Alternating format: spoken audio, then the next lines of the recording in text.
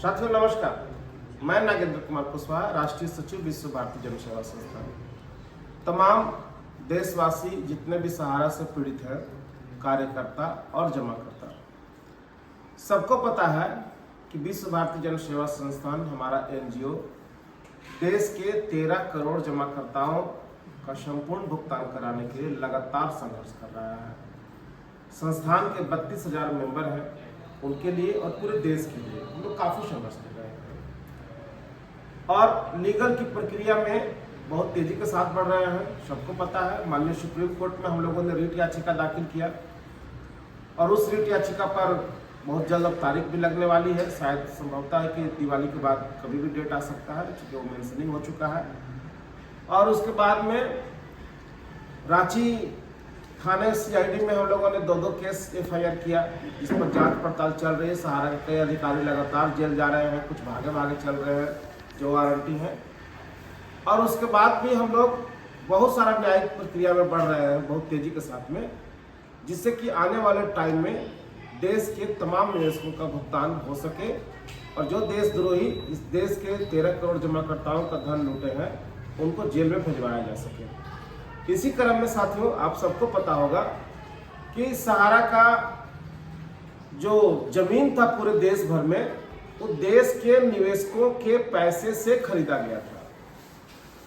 उन जमीनों को बेच करके सहारा के बड़े बड़े अधिकारी अपनी निजी संपत्ति बनाने का काम किए।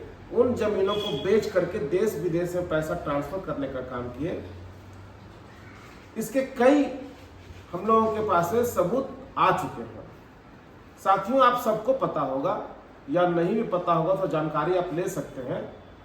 2013 में माननीय सुप्रीम कोर्ट ने सहारा के 71 संपत्तियों को जमा करवाया था सेबी के पास में, और एक कहा था कि ये 71 प्रॉपर्टी जिसका वैल्यू 2013 में 20,000 करोड़ रुपए था, ये प्रॉपर्टी नहीं बिकेगी और अगर बिकेगी तो माननीय सुप्रीम कोर्ट से उसके लिए आदेश देना होगा और उसका बिक्री किया गया जो राशि आएगा वो समस्त राशि सहारा सेबी के अकाउंट में डाला जाएगा। वो 71 प्रॉपर्टी का लिस्ट अगर किसी को चाहिए तो मुझसे पर्सनल व्हाट्सएप पे ले सकते हैं, जो सेबी ने हम लोगों को अवेलेबल करवाया।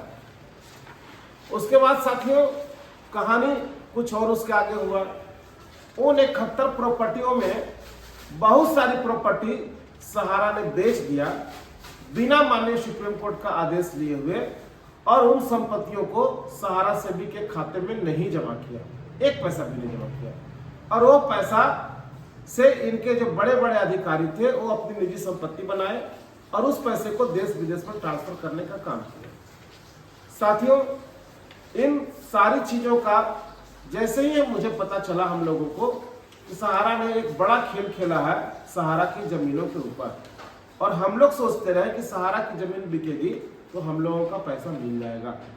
साथियों, इसी क्रम में बिहार के बेगूसराय और पटना जो सेबी के यहाँ पेपर रखे हुए थे दस्तावेज, उन दोनों जमीनों को सहारा इंडिया ने बेच दिया और बेच करके उसका पैसा सेबी के खाते में नहीं जमा किया और उस पैसे से इन लोगों ने अपना निजी संपत्ति बनाने का काम किया।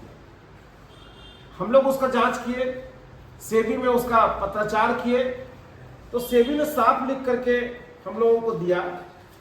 अब देख सकते हैं सेबी का पत्र आया हुआ है कि वो 2 जमीनों का पैसा जो है सेबी के खाते में नहीं जमा किया गया है और आपका आरोप सही है, हम भी जांच किए और आपकी बात को माननीय सुप्रीम कोर्ट में रखने जा रहे हैं। जमा भी नहीं किया है और न माननीय सुप्रीम कोर्ट से आदेश लिया है।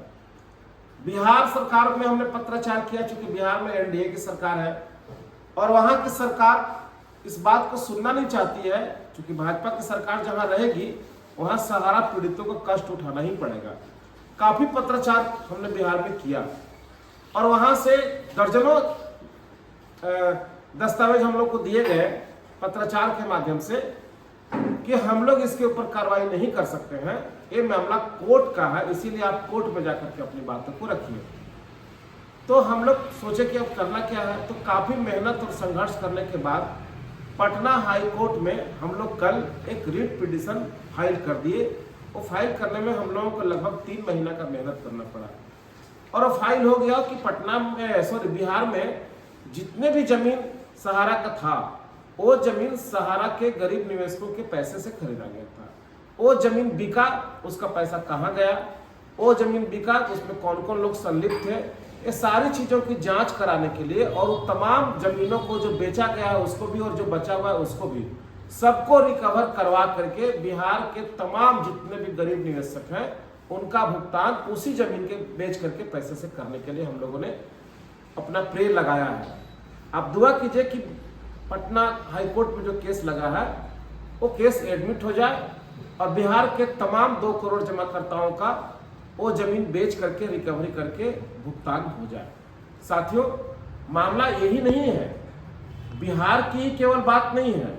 अभी मैं पुनः देख रहा था हरिद्वार उत्तराखंड में, वहां पे सहारा की 2 बड़ी जमीन थी जो गरीब जमाकर्ताओं के पैसे से लिया गया था, और वो जमीन थोड़ा बड़ा नहीं है, बहुत ज्यादा है। उन जमीनों को ही बेच दिया गया। मेरे पास एक पत्र उनका दस्तावेज के रूप में हाथ लगा है, जिसमें उन्होंने हरिद्वार प्रशासन से मांग किया था और कहा था कि ये जमीन बेचने का हमको परमिशन दिया जाए और ये जमीन बेच करके हम सहारा सेवी के खाते में जमा करेंगे। लेकिन दुर्भाग्य यह है कि एक तरफ वो सरकार से परमिशन मांग रहे थे, वो जमीन बेच करके हम पैसा सहारा सेवी में डालेंगे, लेकिन वो दोनों जमीन को बेच करके 1 रुपया भी सेबी के खाते में नहीं गया। हमने आरटीआई किया सेबी को कि क्या उसका पैसा जमा हुआ है आपके पास में हरिद्वार और काशीपुर का। उन्होंने साफ लिख दिया कि इसके बारे में मुझे कोई जानकारी नहीं है और 1 रुपया भी जमा नहीं किया गया है। यानी कि जो कहानी बिहार में हुई थी पटना और बेगूसराय का, सेम कहानी हरिद्वार का भी है। तो हम लोग हरिद्वार के जमीन की जांच कराने के लिए, बाकी चीजों के लिए जिस प्रकार बिहार में हम लोग केस किए हैं, उत्तराखंड में भी हम लोग एक रिट फाइल करने जा रहे हैं कि उसकी जांच किया जाए और वहां का जमीन को जब्त करके हरिद्वार के, सॉरी, उत्तराखंड के गरीब निवेशकों का भुगतान किया जाए। महाराष्ट्र, उड़ीसा, बंगाल, लगभग सब जगह इनकी यही कहानी है। जितने दस्तावेज मेरे पास मिलते जा रहे हैं उन सब पर हम लोग आगे बढ़ रहे हैं। आप तमाम साथियों से भी मेरा रिक्वेस्ट है कि वो एक खतर प्रॉपर्टी अगर आपके शहर में था और वो जमीन अगर बिका है तो हम लोगों को इन्फॉर्मेशन दीजिए, ताकि उसके बारे में पूरा दस्तावेज उठाया जा सके और उस राज्य में जाकर के हम लोग वहां हाईकोर्ट में एक रिट फाइल कर सके। क्योंकि माननीय सुप्रीम कोर्ट अपना काम करेगा, लेकिन जो संपत्ति राज्यों में था, जो सहारा के लोगों के पैसे से खरीदा गया था निवेशकों से, उस पर उनका अधिकार बनता है, न कि इन चोर बदमाशों का अधिकार बनता है। तो हम लोग उसके लिए भी आगे बढ़ रहे हैं। तमाम देशवासियों से, जो सहारा के पीड़ित लोग हैं, उनसे कहना चाहेंगे, साथियों, हम लोग लीगल प्रक्रिया में बहुत आगे बढ़ रहे हैं। आप सब हम लोगों को मेहनत, ताकत दीजिए, और ताकत हमारा तभी होगा जब ज्यादा से ज्यादा लोग विश्व भारती जन सेवा संस्थान का मेंबर बनिए। आपका मेंबरशिप का जो 250 रुपये आएगा, उसी पैसे से हम लोग लीगल में आगे काम करते हैं। पैसे अभी हम लोग के पास हैं, लेकिन उतने नहीं है कि जिससे कि हम लोग इतना काम कर पाए। इसीलिए आप सभी साथियों से मेरा निवेदन है कि विश्व भारती जन सेवा संस्थान को मजबूत कीजिए, ज्यादा से ज्यादा लोग मेंबर बनिए, ताकि इस लड़ाई को हम लोग फतह कर सके। सहारा को चारों तरफ से घेर करके इनकी संपत्तियों पर कब्जा किया जा सके। सहारा के अधिकारी जो हमारे जमीनों को खरीदे, सहारा का हमारे पैसे से लिया गया था, उससे जो निजी संपत्ति बनाया है, उनकी संपत्तियों को अटैच कराया जा सके, तभी जाकर के देश का भुगतान कराना होगा। और इसके लिए काफी बड़ी लड़ाई लड़ना होगा। तमाम देशवासियों से मेरा निवेदन है कि इस नेक काम में हम लोग को साथ दीजिए, ज्यादा से ज्यादा लोग जुड़िए, मेंबर बनिए। आप रिसबमिशन के नाम पर 400-500 रुपए दे सकते हैं, तो 250 रुपया विश्व भारती जन सेवा संस्थान को भी दीजिए और मेंबर बनिए। धन्यवाद साथियों, नमस्कार, जय हिंद।